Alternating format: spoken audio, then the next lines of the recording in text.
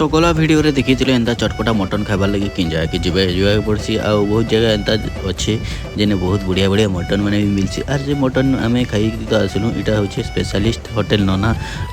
आ सेन टे मुड के बुद्धि जुटला कहीं लगे आम नना स्टाइल कि गोटे आज नुआ करमा नुआ हिसाब से गोटे मटन तैयारी करमु बोल भावलु। तो मटन तो ना है तो चिकेन देसी चिकेन टी आम घाटी देसु कहलु देसी चिकेन घाटी घुटाक पूरा रेडी हो गलान आमर पूरा तार आम फेर भी मटन आमर जो इच्छा थी मटन खावा लगे मटन टी भी नहीं घाटले आम टे भल ना लगे यार पूरा देसी स्टाइल 24 कैरेट मटन पूरा देखी पारे एत हिसाब बढ़िया हिसाब से कलु मसला तेल नून देकर पूरा जबरदस्त आपण मैंने जब नहीं खाई तो निश्चय मत कमेंट्स करूँ।